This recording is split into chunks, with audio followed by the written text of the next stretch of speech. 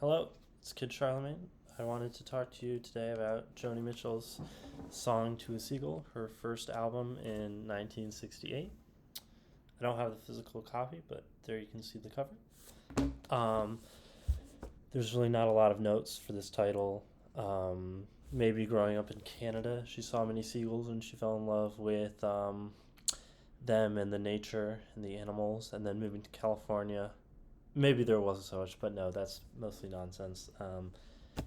There's a lot more that can be said for this title when you get to the titular track. But when it comes to the album cover, again, no physical copy. You can look it up for yourself. I showed you on the phone. But I find it works a little better as a drawing or a painting rather than an album cover, just how I feel. But just especially with the age of streaming, obviously she cannot foresee this, but it I don't find it that it looks very great just when you put it on the phone, because there's just so much being conveyed, um, and it almost just feels a little unfinished when you look at it in just that little box. There's just so much abstract coloring and layering, and like, and then all that layering is towering over kind of the background drawing. It's just, I mean, at the end of the day, it is certainly much better than, I guess, a lot of other album covers, but just speaking for this individually, um, it's not as good as some of her others. But as for the music, kind of my first impressions, I think it's a very standard first album by a singer songwriter like her. It's quite stripped down, especially if you are familiar with her later work. It really is just words and guitar.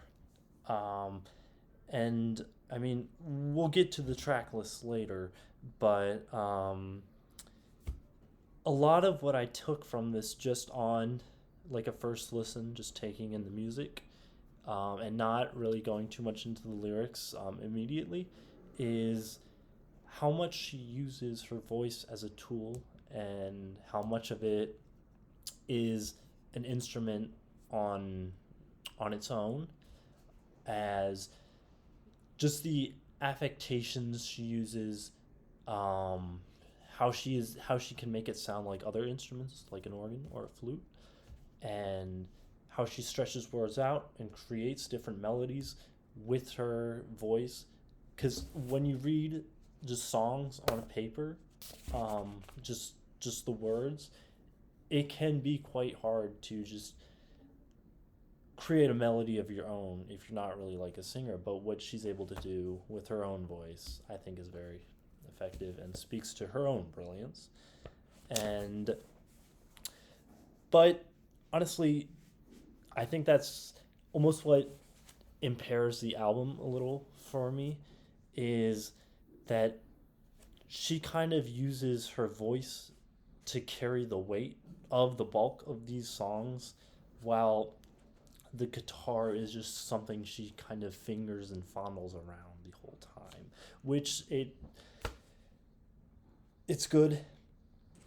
And I mean, there are some great songs and the guitar does sound good, but it kind of feels like when you're listening to this album, you're you're just listening to her voice and not really much else that is going on. And maybe that is the intention, as I mean, as you see in later albums, she kind of dabbles in a lot of genres and tries to and fuses a lot else together and experiments a lot more, and it's just not her and the guitar.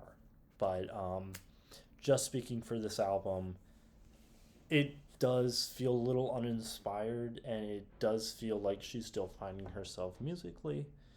And but I mean, that's just something that happens with the first album. So to look at the track list, and start going into the lyrics, I Had a King, the first song. I think this is maybe the best song in the album. Obviously, with albums, a lot of the marketing is to put just a strong closer or a strong opener. I'm sorry, but we get to see this in other songs on the album and just kind of other of her work in general. Um, Joni Mitchell taking herself, her life, and her experiences into places kind of just in another world. And this is like medieval times or whatever, like the king and his castle and carriages and whatever. And with her songwriting, she does a really great job with this of just not literalizing everything and allowing herself to have some depth and to bend reality a little bit because I mean obviously the song is about kind of a breakdown of a relationship with her first partner and you know she you can just kind of just speak and use words just to describe something like this but it's interesting what she does because she herself obviously I mean she's a stranger to this medieval time she lives in the 60s not 1500s or whenever who knows but I mean that is kind of just depicting her her place with her husband and how they are kind of strangers and living in other times very obvious way of putting it but I mean he's a king in Paisley living in another time singing of wars but she is so far gone from that time and just literally and figuratively as I kind of just said but no it's a really great song one that's kind of it is simple to grasp the meaning of it but the way she chooses to execute this meaning spurred from her mind is I think is really brilliant and effectively done one line I particularly like is he swept the he swept with the broom of contempt. Now, that cleaning and contempt have very opposite connotations. So, kind of hearing that, obviously, no one sweeps with contempt. They want to clean a room, they want to make it look nice. But when someone you're living with, who you're breaking apart from, everything around you kind of has that scent of this person, and that's a scent of contempt. So I really like that. Something I'm going to try to do with these, going through these tracks, is kind of just take a little line or two and kind of show kind of her prowess as a songwriter because I mean it really just is Dylan, Cohen, Mitchell, and then everyone else. So you gotta show why for this woman because I think you can see in her interviews she thinks she should be respected more and she doesn't think she's as famous as she thinks she should be. So I will do my best to help her. Michael from the Mountains, the second track. I don't find this to really be one of the stronger tracks. I do admire how personal it is. And I mean I find a lot of connection to it. I mean Michael he's not a lover, he's not a parent, he's not really a friend. But we all have a Michael in our lives, someone who's just dropped in at certain moments just by chance we meet them and just for moments it could just be a couple hours, could just be a day with this person that you knew them and then they're gone and you can't they're not someone you can really be with or spend more time with because of these external circumstances in life and it's just something you still remember so vividly and then in maybe another lifetime you're with this person for so much longer. That's kind of really just what I focus here in the song. I don't see it as something that has too much more depth, but just this personal connection. I think it's a fine song. There's rain in the window. There's sun in the painting that smiles on the wall. I really like those two lines towards the end. I think it's excellent imagery there. Hate to use the word psychedelic, but like there's rain in the window, not on the window. Because when you look at a window, rain's patting against it. It's on the window. But what is she seeing? Is it like a painting as she looks at in the next setting? Because in the next line, because there's sun in the painting that smiles on the wall. Is there sun, like, is the painting of a sun, but it's sun in the painting? Is there a sun peering into the painting that creates a smile, or is there sun on the painting that uh, looks like a smile? I don't know, but it's the ambiguity that she puts in her imagery that is very powerful, and that's kind of why she excelled and is the songwriter we know. Night in the City. This is one I didn't really feel incredibly strongly about when I first heard it, but that's because I was kind of just thinking about lyrics.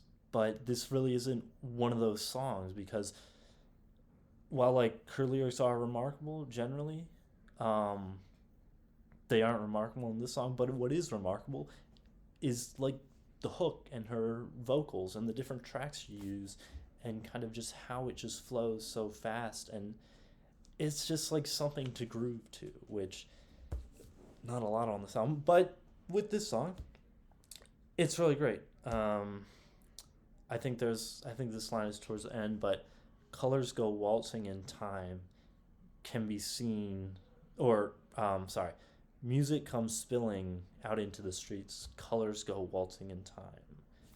I think that's something that can be seen kind of more literally and figuratively. Um, but because I mean, literally, colors spilling out in the streets. I mean, you just look in the street, you're gonna see color, but the way she lays that out in just a couple words in just one line is just, I don't know, really beautiful to see. It almost looks like you take a street and you see the color pouring in and filling in a black and white photo, and now it's colored. And just the act of colors waltzing in time, it's a lovely line to hear. And then Marcy. This is Joni Mitchell's Eleanor Rigby. But it is a very beautiful song. In in her writing, and as well as the vocal affectations that she uses, the stretching of certain words, really great. Um, Lyrically, I don't think there's really a lot to like interpret and really grasp, but I mean that's not like it's not really a problem because I mean, like I said, it just is Eleanor Rigby. Uh, but well, what I mean by that, it's just about like a lonely woman, and there's a lot more to it when you look at the lyrics. But um, it's not like a problem because this is the type of song that you can just sit and kind of watch the lines play in your head, like the shots of the film, and she is very great at that. And as she excels well as her career goes on. Um, you're gonna see a lot more examples of this, and but I think the last stanza in particular is really great because you can almost read it like in a self-pathologizing way of herself taking herself up as Marcy and leaving her man, going westward, becoming one of the best artists ever. Silliness, but it's hard not. I don't know. I find it hard not to read into and self-pathologize with artists. But Nathan Lafreniere, the next song, it's not one of the best on this. It's This is like Marcy going out west and the contempt on that journey. But I don't know. It just kind of sticks out here for me. It's not great. I don't think it's terrible.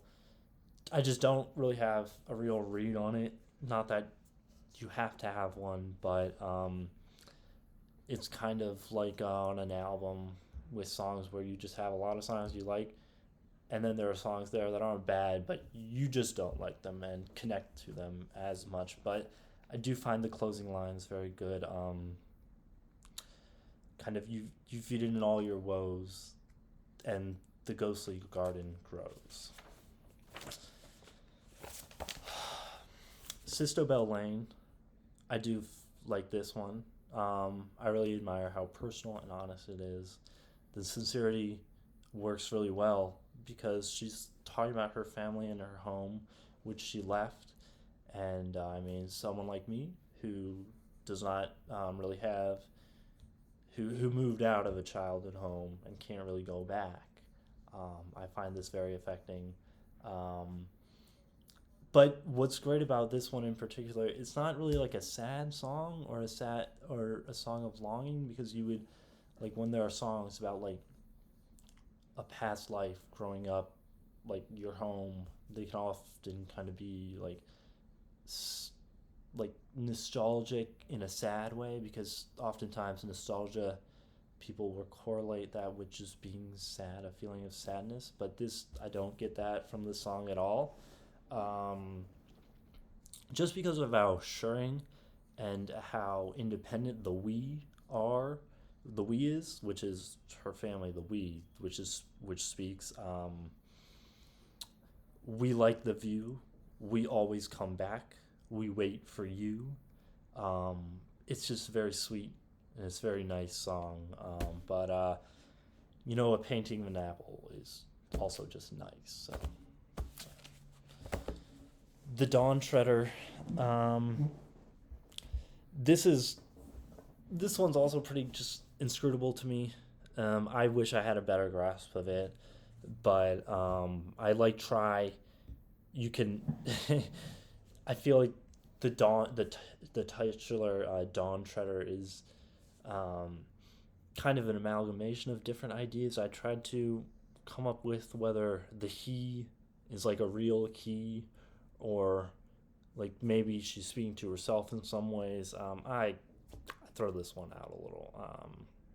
Maybe she's just telling me that not every song is a puzzle that needs to be solved. I don't. This song is in my basis. But the Pirate of Penance, I really adore the vocal tracks and what she's doing here. It's not really a song you need to look at the lyrics to. It's not. It what I think it's attempting doing with the vocals works more in the sound rather than what is actually being said, because it's supposed to be conversation. But even when you look at the lyrics, it's like not fun to try, and not very interesting to try and follow this kind of conversation between the pirate and the dancer. But I mean, musically, it's really a great exemplar of what I was talking about earlier about the voice and the tool and the instrument that it is. Because sometimes when artists want to speak from different perspectives, it's just that singing voice, but she goes so fast with what she does with her voice in this, and it's a music song, not a word song, which, good and bad, just depends on what you're looking for. And then now we get to that titular track, the song to a Seagull, which I think is a beautiful, beautiful song. I really love it deeply as someone who kind of, I mentioned before, who is a city boy. I've lived in cities for the past 6 years, and I long to just live a life of Zen on the beach. I know I need to be, or I mean, I love, and I love taking advantage of being in cities, and that's why I'm here. But and I kind of know where I need to be, and know that I can't be where I want to be. And it's kind of a beautiful love song here to a seagull who can do whatever the seagull wants to do. And but I mean, it's also interesting because, I mean, from her perspective, I don't know too much about what her childhood was like in Canada, and I know she put this album out in California, and I know she was still doing some folk stuff and singing in Canada. So it's not like she just moved to California and was like to try and become an artist in California. she was doing some music in Toronto, or I don't know if it was Toronto exactly, but she was doing music in Canada. So, I mean, it's not completely correlation, but I mean, that's the thing about songs. They're about how you can connect them personally with your own experiences, and they're not autobiographical. You should not look at songs like that. But no, one of the better songs. And then the closing track, kind of like opening tracks, I think there's definitely an emphasis put there. And I mean, this one, really, really powerful portrait of her. And it's honestly, I mean, it's something to listen to and not really to talk about. Kind of just an incredible song about being 25 years old. Her heart is full and hollow like a cactus tree while she's so busy being free. So, I mean, overall, I do like the album. I would rate it a 3 stars out of 5 stars. I think kind of what I meant on my first impressions. It's not the most inspired musically. I think she's done better. She will do better. I know it's not the right approach when you're judging an album to be like, oh, well, I've heard the other stuff and it's better. So, because, I mean, people back in the day, they can't do that. They can't see in the future. But it still has, well, I don't think it's like her best work, and has some lacking tracks lyrically and musically. I think it still has a lot of great standout songs, and it's still an essential listen to her as an artist. But that is it, and I will be back next with Clouds.